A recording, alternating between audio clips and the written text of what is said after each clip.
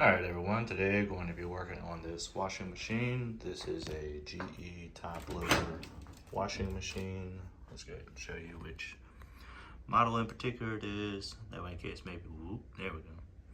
That way maybe in case it'll help you out. Well, if it don't, there we go. So this is a GE, and there's the model number. I'm not gonna say what it is, just read it right there. But anyway, so here's the washing machine, and I'm gonna show you what the problem is. Ooh, somebody needs to clean this thing. I guess that's gonna be me. But anyway, as you can see,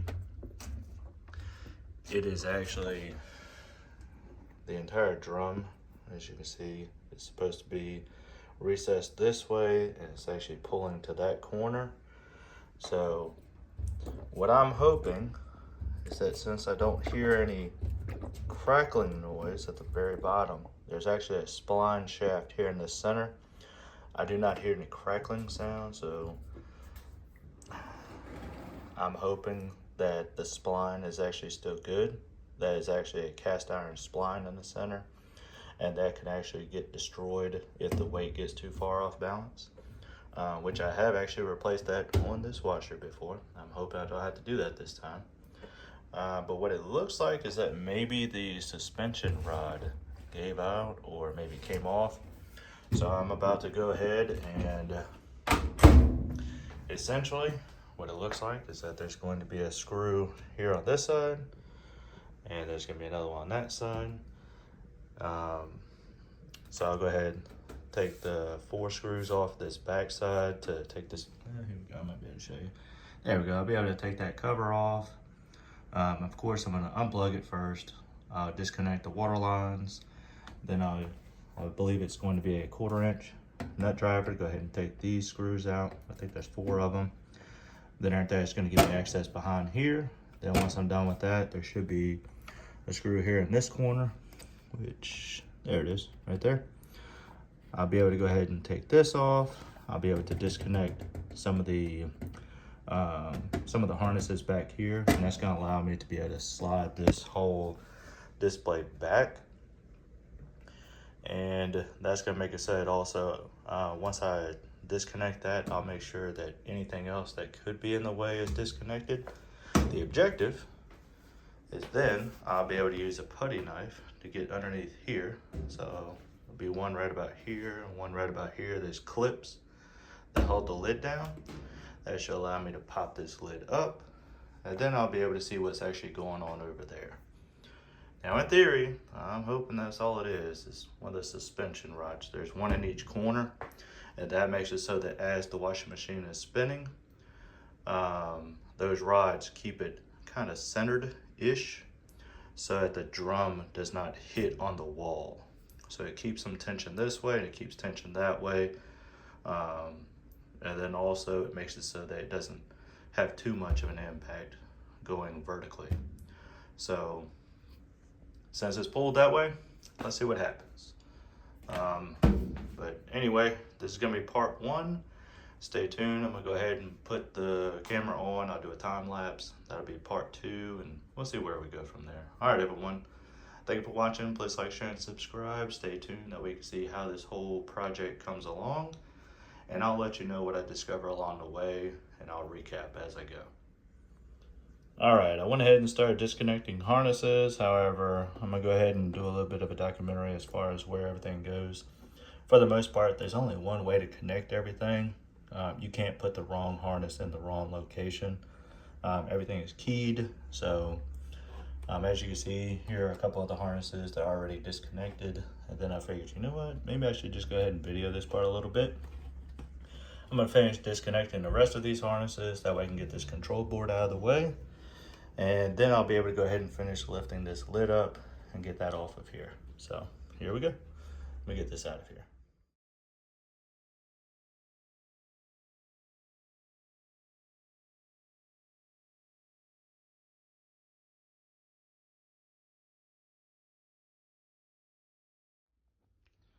All right, so now I have the cover off. Now I'm gonna go ahead and I'm gonna take this hub nut cover off. I'm gonna take that bolt out, or the nut out, and I'm gonna see how everything's looking on the inside. So I'm gonna go ahead and take that off, and let's see what happens.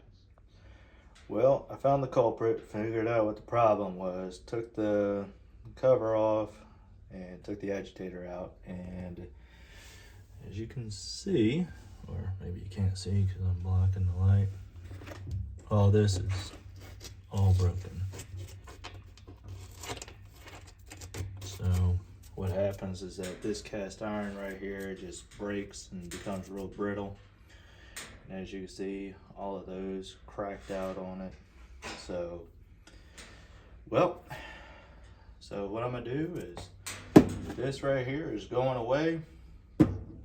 I may take some stuff off of here. No, probably not. I'm just gonna throw this whole thing away. But anyway, so there's the problem. And I just now got back from Lowe's and had to buy a whole new washer.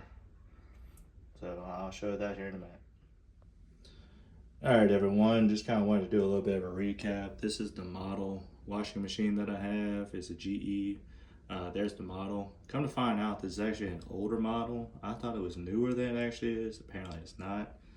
But anyway, so what I was hoping was going to be the problem is that one of these rods was actually off track or something. Don't look at all this. But anyway, I was hoping one of these was off and I'll be able to put it back on, but it wasn't. I took the agitator cover off, and as you can see, well, maybe now you can, well, maybe you can see.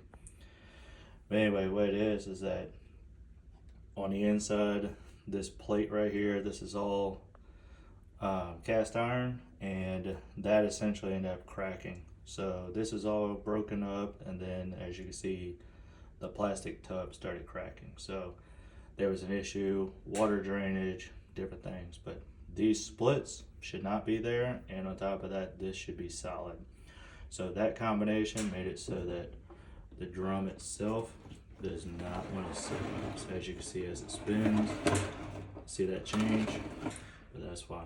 So this is broken. So in case you have this issue, this could be a potential issue that could solve yours. Now, what I could do is I could buy a whole new drum. This is sold as an assembly. Last time I ended up getting it, I think it was somewhere around $125 to $200. But based on the age of this washing machine, I wasn't going to go ahead and sink that money into another one. I figured, you know what, I'm going to go ahead and get rid of this one. And I just now got the replacement. The replacement ended up being $600. So whole brand new washing machine, updated, it's newer model, for an additional $400. So there it is, and it's going to be essentially taking this one out and just putting a new one in, hooking everything up. So anyway, hopefully this helps someone out. Again, this is the model in case you end up having this issue where it looks like this right here is off. Like I said, originally I thought it was one of these rods, but this was actually the problem. And just in case you end up having to take this off, it is actually a 7/16 bolt that goes down through the center of that shaft. So that actually holds the agitator and the cover on. Well, it holds the agitator on, but you pop the cover off with a flathead screwdriver. But anyway, hopefully this helps someone out. Thank you for watching. Please like, share, and subscribe. And now I'm gonna go get the new one. Well, bring it inside the house and connect it and everything, because we need to do some laundry. All right, better late than never, I guess. So I got the old washer swapped out. The old washer has been removed. Here's the new washing machine, and everything's hooked up. Doesn't appear to have any kind of leaks or anything. So this is the new washer. I mean, they still match. They're pretty close. I wasn't going to buy a whole new dryer when the existing dryer is still in great condition. This actually works out pretty well. I mean, they actually same color tones. Now, as you can see, I did not go with the clear top. I really wanted the clear top. I feel as though the clear top actually has a more durable material to it. It feels thicker, has more weight to it, it feels like. But this is literally the only washing machine they had in stock that I can leave with tonight. And it's midnight right now. As you can see, washing clothes. And here shortly I'll be going another way. So sometimes you kind of have to make a compromise as far as, hey, you're going to have matching brands, like this one's GE, this one's Maytag. I've never done this before, but as far as mixed brands, but I mean, unless I told you, would you know? I mean, at least they're still white. They're both solid on the top. This one, of course, has the clear front loader, but they both have gray backgrounds, so I don't know. We'll see if anyone even notices or anything, but I mean, overall, I'm pretty happy about it. They take up still about the same footprint.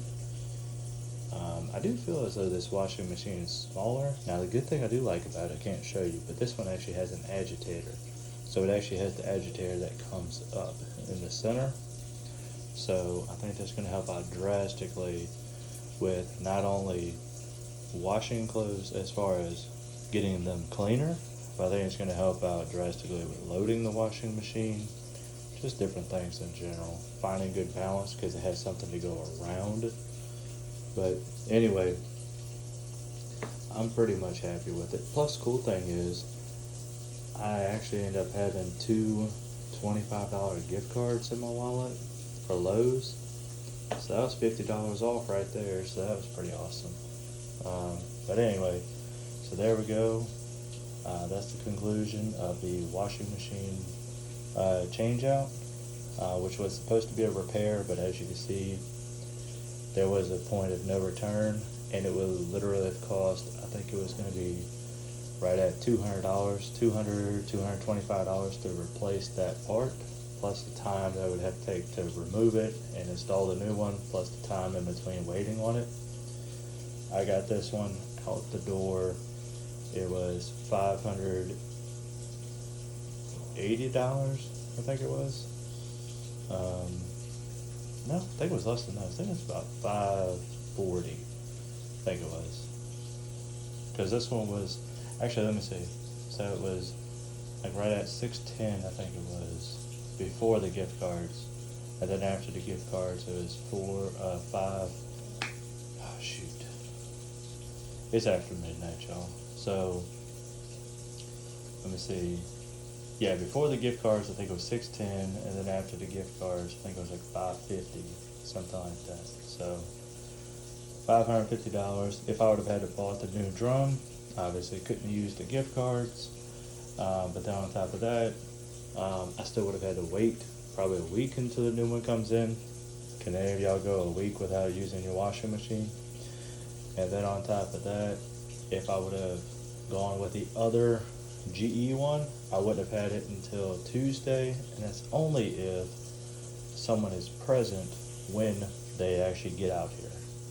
Otherwise, they'll just keep on going. They won't offload it. So there's that. That's the reason why I went with this one. It is what it is. I'm pretty much overall happy with it. I also like the fact that there's less digital up here. So hopefully that'll actually prevent from anything going out up here. I like how it has an agitator, so hopefully that's going to help out and ensure this closer to this 10-year mark. So anyway, we'll see what happens. Alright, thank you for watching. Please like, share, and subscribe. Stay tuned for further videos. I'll do some more reviews of different products, things like that. And anyway, there we go.